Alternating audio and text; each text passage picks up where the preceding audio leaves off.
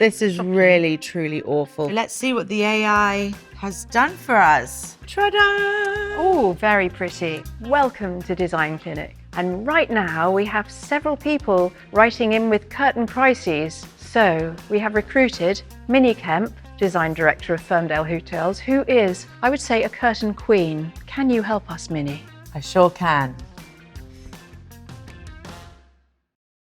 Brace yourself, Minnie. This is a difficult one. Ooh. We have Izzy. She has a lovely house with a terrible loo. It's horrid. This is really, truly awful. Izzy, my sweetheart, what's going on here? This is clearly in need of TLC. Take me through what you do to it. Well, firstly, this netting, I would cast that into the flames, get rid of it, never to be seen again. It's completely unsanitary. It will be dipping into the water chamber here. I can imagine it probably holds a bit of a scent. Oh, can you smell it? I can smell. So we have a case of nasty nets. Yes, very nasty.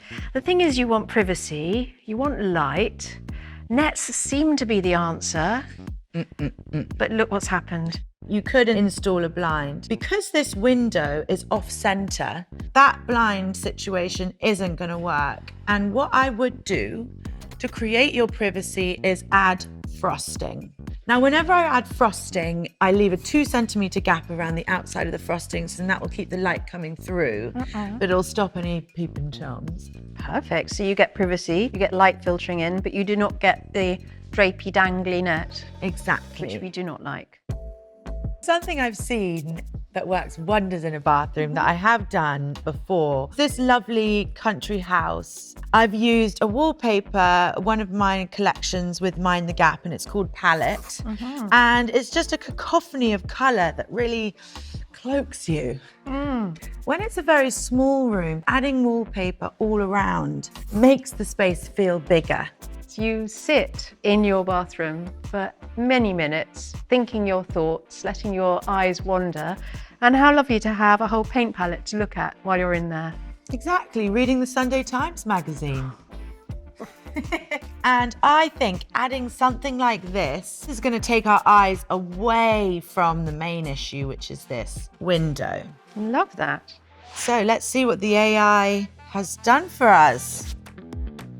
Ta-da! Oh, very pretty. No nasty nets, just a bit of frosting. Izzy said she wanted to cover up that window frame. You have resisted that. Yeah, in this case, save your money. What we've done here is we've selected a colour from the wallpaper. So I've chosen a lovely sunny yellow, Sun King yellow, Annie Sloan, and painted the window frame so it just blends in and you really can't see it anymore. I think this is fabulous, fun, happy. We've also added a toilet roll holder, which will stop you from stacking them up on the top of the toilet, which will just keep surfaces clean and clear. This is a place to dream. So you've taken it from completely unloved loo, dirty and inhospitable, to this cheerful, charming burst of colour. Exactly. And we've got a room that you'll enjoy. So Ruth has written in with her dilemma, and it's a doozy. Ooh, yes. Her family have left home. I'd be leaving home as well if my drawing room looked like this. Now, she wants to modernise, have a bit of a refresh. She thinks that the curtains and the pelmet, very old-fashioned and also quite old. Her friends have those plantation blinds at their windows, but she doesn't want those. So what are her options? I think the first thing I'd be looking at here, Katrina, is I spy a bit of damp. Dampness in a room is very, very dangerous. The mold can get in the lungs. Next stop is a trip to A&E. Oh, Ruth, babe. So I would get the guys in there, and once that's all fixed up, I'd be repainting the whole room. I think a fabulous skylight blue Farrow and Ball. Start with that, it goes with everything. Let's move on now to the curtains. Yes, this pelmet is giving Henry VIII, one of the 8 wives. I would say to Ruth, not everyone can pull off a pelmet. So let's get rid of that. Why not choose a lovely Kit Kemp for GP&J Baker, plain linen in a blue colour to match the walls. and then add a lovely trim down the leading edge. Love a trim. To give it a little pop. That also allows you to spend less on the fabric material, but also have a little bit of interest there. I'm not a fan of a curtain pole.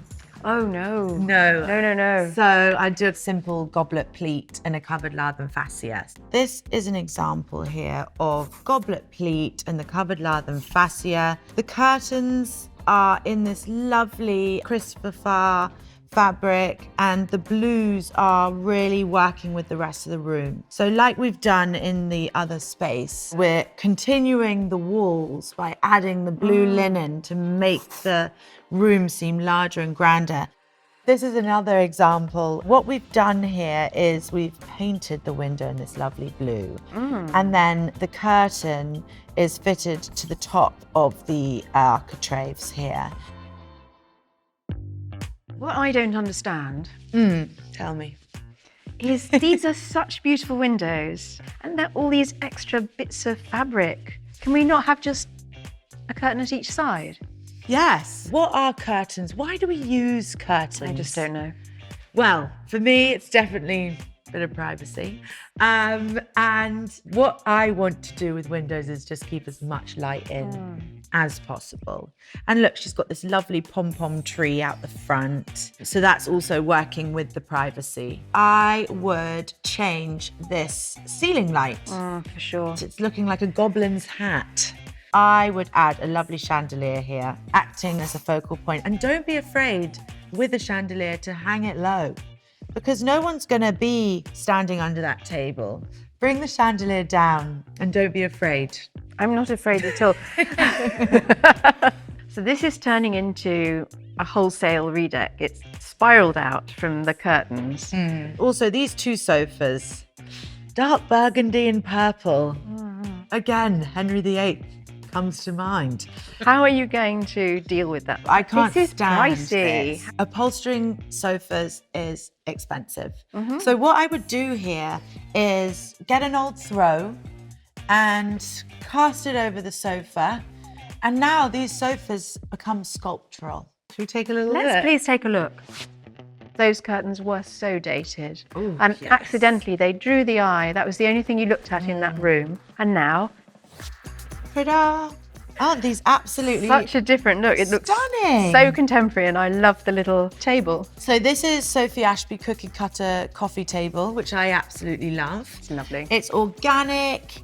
It's adding to this fun, playful idea. This gorgeous linen curtain has now been updated, and we've got a lovely little strip down the leading edge. We've also included for Ruth, because we know what happens when the children flee the nest, lovely little bar.